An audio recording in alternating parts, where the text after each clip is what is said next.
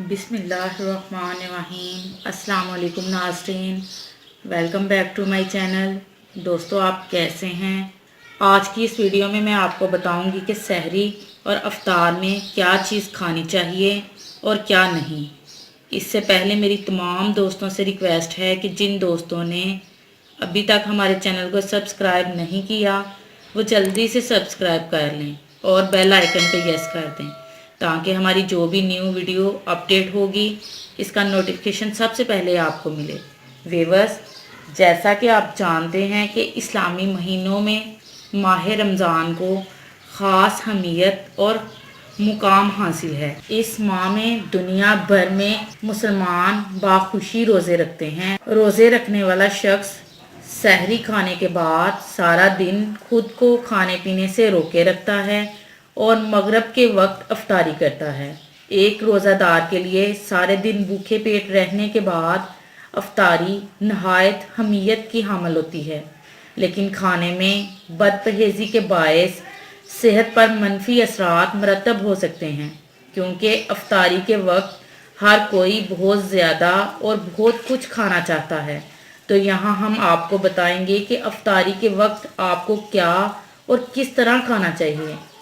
इंसानी जिस्म में मुख्तलिफ़ किस्म की ग़िज़ाइयत का अपना अपना काम और अहमियत होती है, इसलिए ज़रूरी है कि ग़िज़ाइयत से भरपूर मतवाज़न खाना खाया जाए। कहते हैं कि इंसान अपने ही दांतों से अपनी कब्र खोदता है।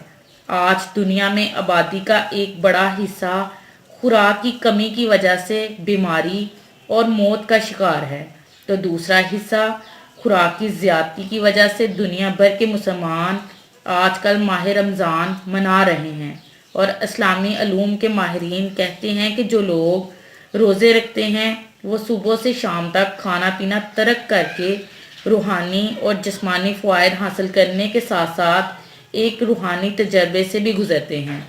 खुराक होने के बावजूद वो भूखे प्यासे रहकर वो उन लोगों में शामिल हो जाते हैं जिनके पास खुराक। लेकिन क्या वजह है कि बहुत से लोगों का वज़न रमज़ान ख़त्म होने पर पहले से भी ज़्यादा हो जाता है। मोटापा, ज़ियाबतीस और दिल के अमराज समेत कई बीमारियों की वजह बन सकता है।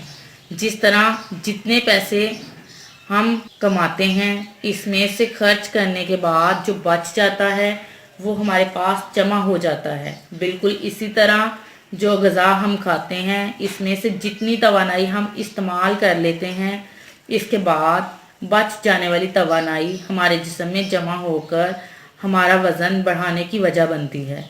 दिन भर भूखे रहने की वजह से हमारा जिस्म अफ्तार करने पर ग़िज़ा ज़ख़ीरा करके मूड में आ जाता है। अफ्तार के वक्त तक हम इतने भूखे हो चुके होते हैं कि बहुत तेज़ी से बहुत ज़्यादा खाना खा लेते हैं, और जब तक हमारा खाया हुआ खाना जिस्म में जज़ब होता है और हमारा जहन हमें बताता है कि बस अब हमारी ज़रूरत पूरी हो चुकी है, तब तक हम अपनी ज़रूरत से बहुत ज़्यादा खा चुके होते हैं। इस मसले का हल ये है कि खाना आहिस्ता आहिस्ता खाया जाए और तली हुई और मीठी चीज़ों का इस्तेमाल कम किया जाए। जिस तरह एक दफ्तर में बास से लेकर चपरासी तक मुख्तलिफ लोग काम करते हैं और इन सब का अपना अपना काम और अहमियत होती है, बिल्कुल इसी तरह इंसानी जिस्म में मुख्तलिफ़ किस्म की ग़िज़ाइयत का अपना अपना काम और अहमियत होती है। इसीलिए ज़रूरी है कि ग़िज़ाइयत से भरपूर मतवाज़न खाना खाया जाए।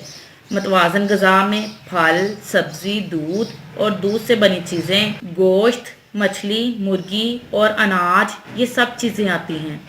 यानी सब तरह की चीज़ें खानी चाहिए, ना कि सिर्फ एक ही तरह की।